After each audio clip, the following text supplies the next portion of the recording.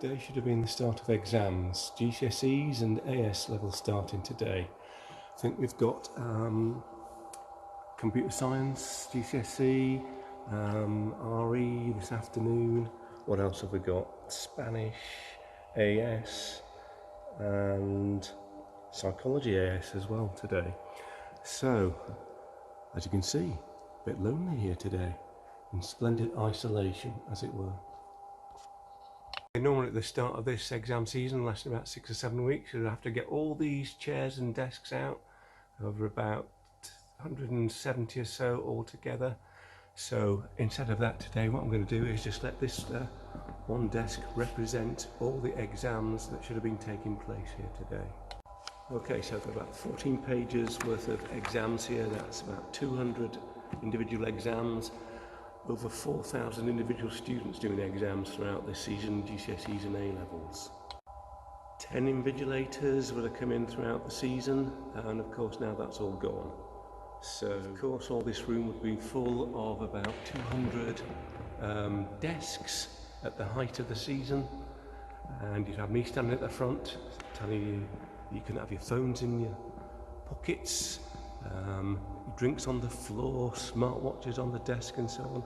Aren't you missing all that? You'll be queuing up like sardines out here in the foyer waiting to come in until one of the invigilators will come open these doors, beckon you inside, and then into the arena itself.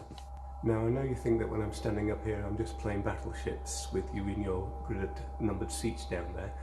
But really, and I'm looking down from here, I mean all really of all the knowledge that's going on and going into these exams. That's what you've got to hold on to. You might not be doing exams, but you've accrued all this knowledge over the years, perhaps specifically the last 2 years or so if you're doing GCSEs and A-levels, but it's all cumulative really, isn't it? You know stuff, right? You know stuff about all these different subjects: English, maths, science, history, geography, RE, languages, sociology, psychology, all sorts of different things. And that's what you've got to hold on to at these times. You might not be doing exams, but they can't take that knowledge away from you. Now, you've probably seen videos of all these doctors around the country who've been exempted from their final exams because they want them out there working in the hospitals and so on. And that's because, again, they've accrued all the knowledge over the 5 years or whatever it is they've been training for. They've probably done lots of exams before then. They've been out in hospitals doing lots of work and so on. So the final exam isn't that important in the whole scheme of things. And that's the same for you as well. Doing your GCSEs, doing your A-levels, you've got all that knowledge. It's going to take you on to the next step, whether it's to come back to your sixth form or somewhere else if you're doing GCSEs, or if you're doing A-levels, out to the world of work or out into universities and things like that. So that's all going to carry on still. So here I am in isolation, all a bit lonely. It's funny really, because isolation and lockdown are two phrases we do use a lot in the exam world, particularly with exam clashes. In between the clashes you have to be in lockdown or in isolation. Of course it's come to mean something a bit different now, but remember, things will change.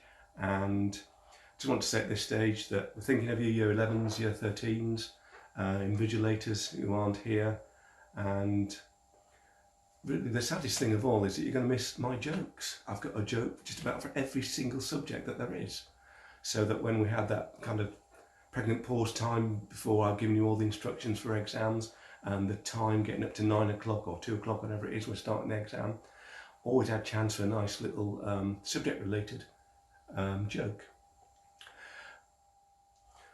Oh, sorry, what was that? Oh, you do want to hear one of my jokes? Oh, well, let's see what we've got today then. Computer science. If you Google lost servant boy, it does say this page can't be found.